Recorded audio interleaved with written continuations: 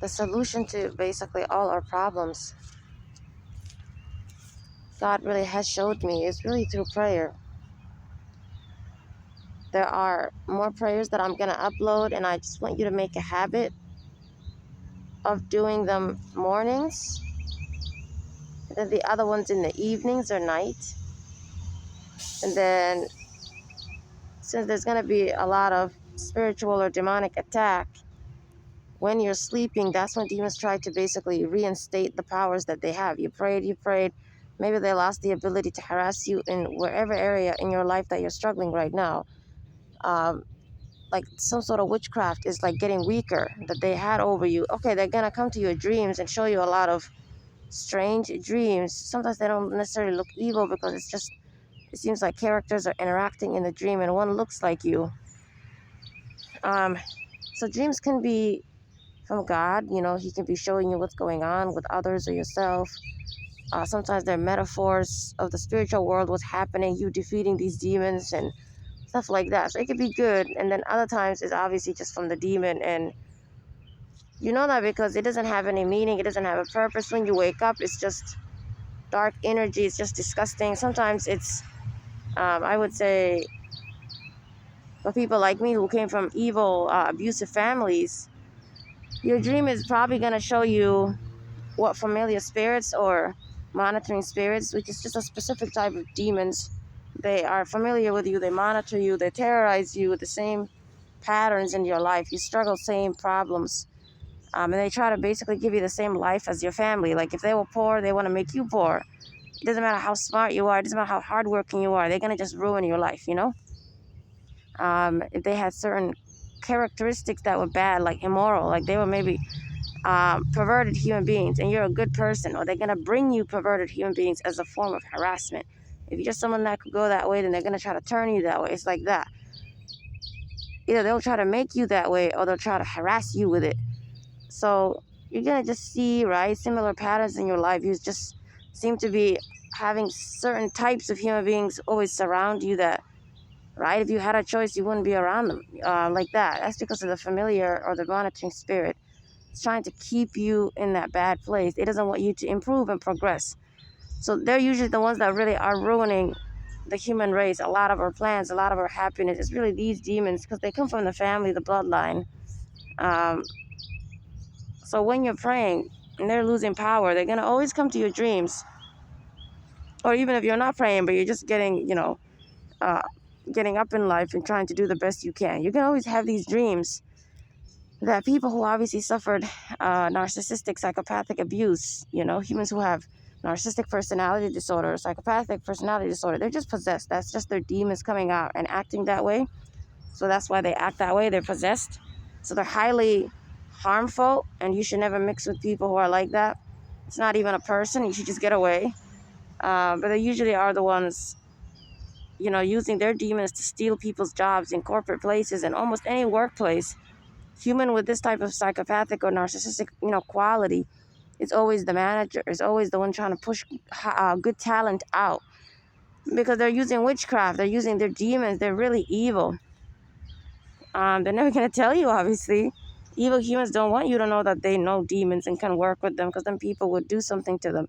They always want to act like they don't believe in that nonsense, so they could just use it, that dark energy and power, to, sort of get materialistic things in life, etc.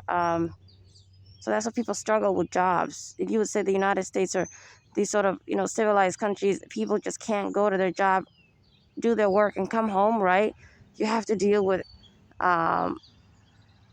basically coworkers not treating you professionally, right? They're always getting personal with you, harassing you. There's always some of them who don't fit. It's not fair for them to have that job, like a manager. They're not qualified. Anyone could replace them, but they always seem to get the job like that. They're sucking up to people to get it.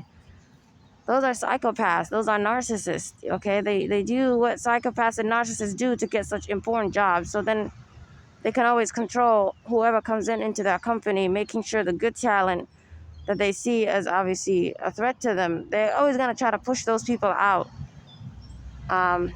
So usually really talented people just start their own businesses or do their own thing.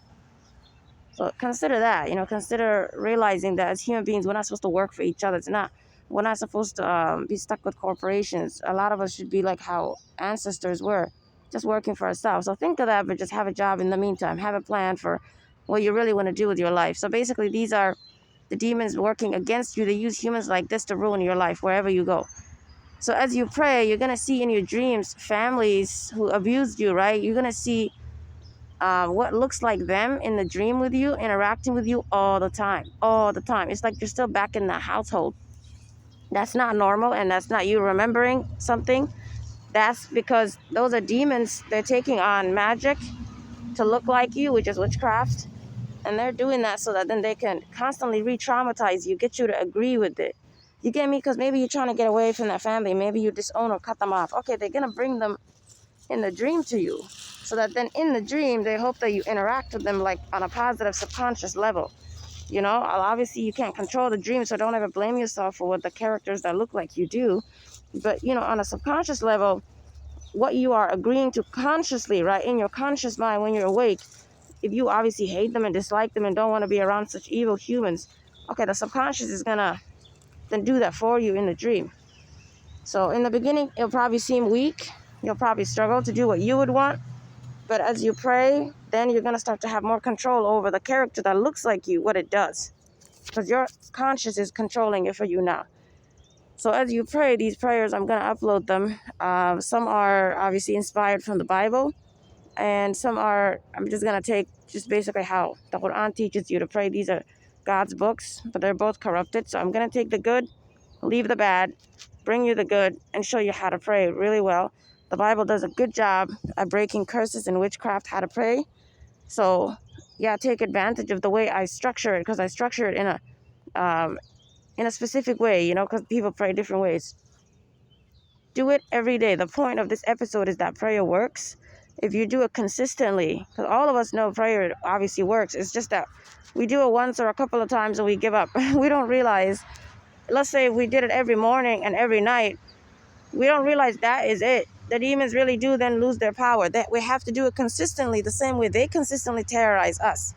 And then 3, right, you want to pray a third time anytime you're having those dreams, anytime you have to constantly wake up because of a dream. It doesn't matter what the dream did, as long as you're dreaming. And it's just, you know it's a pattern for you to dream instead of just sleeping peacefully. A dream comes once in a while. The constant dreaming it means you're in a spiritual battle. So you want to pray either way. You get me? It doesn't matter what the dream did. When you study dreams, maybe like Google what something means, you'll at some point learn some of them are from God. He'll guide you to it. Ask him to guide you to know which ones are from him. Sometimes I've seen a dream where God is communicating with me, but the demonic stuff got into it. So it's like a mix. I can separate it now. And also have a journal next to you, or maybe get your phone next to you and record on your audio or audio recorder basically what happened in the dream. Keep track of your dreams because they're showing you what's happening in the spiritual world. Okay, and then basically, I'm trying to inspire you that prayer does work. I'm doing it regularly, and when God helps us, usually he does it in this way. Something bad happens, and then he takes you to a better place. That's how you know it's God. When it's something demonic, something dangerous is happening, like maybe they got you arrested for something you didn't do. Okay, that's a bad thing. You went like that. It's so demonic. People harassed you, but God still protects you, when he's trying to take you somewhere else, but he's going to usually take you in a way that's difficult. He'll take you to a situation or a place that maybe seems like bad. You'll lose something that you were using. He wants you to stop using it. And sometimes the person will not give it up. They're going to keep being, stuck to it because they think this is what they need, right? We're human.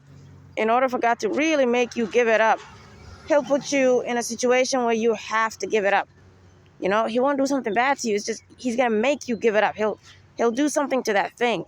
It'll be destroyed, or whatever you use, wherever you live. You'll be forced to leave it. You'll be forced to be pushed out. Something will push you out, force you out. Because that's probably the only way to push you out. Okay, so then what comes after that, you're going to realize, oh, he took you to a good place. Something good came out of it at the end. That's how you know then it's from God. So don't freak out if something sort of negative happens. And keep praying, keep praying, keep praying. So that means something good is coming for you. Your breakthrough is coming. Your deliverance, which means freedom, from how demons control you is coming. Okay, take care of yourselves.